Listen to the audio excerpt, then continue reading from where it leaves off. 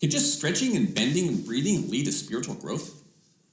How does yoga connect mind and body? Do you know how many branches of yoga there are? Does a deeper, more serious yoga practice push you towards Hinduism and away from your current beliefs and practices? No. I'm John, and I've been doing yoga around the world for over 40 years, but I never really grasped how transformative it could be until I started practicing yoga the traditional way, with stillness in and between the poses.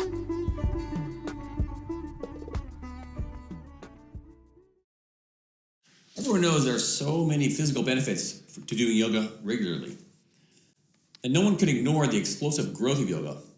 Before the pandemic, it was estimated to be an $11.5 billion industry, up from about $7 billion in 2012. And the number of people doing yoga has tripled from 2008 to 2020.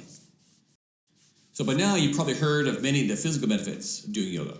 Releasing tension, increasing your flexibility, makes you stronger by using muscles you don't normally use, helps reduce stress levels, tones and cleanses your internal organs, and it simply makes you feel better overall.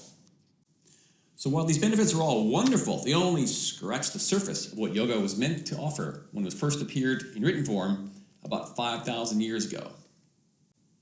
So it stands to reason that if all but one of the 8 limbs of yoga are done on a mental level, then there must be more to it than just the physical improvements and some obscure mental benefits. Much of the mystery around yoga exists because it is often viewed as a spiritual discipline, which it most definitely is. But people get stuck on the term spiritual, thinking there's indoctrination and dogma attached to it. This makes it easy to ignore the other 7 limbs, since many people are already firm or set in their religious beliefs. Whatever, I don't need the other stuff, I just want to get healthier. A better way to understand yoga is to think of it as a life science. It's designed to give you control over yourself, so that you can be in control of your life. And this starts with the physical, but it cannot be the end of it, as you'd be ignoring the other 7 limbs, all of which require mental effort. Thus, the physical harmonizes with the mental, which opens up the spiritual.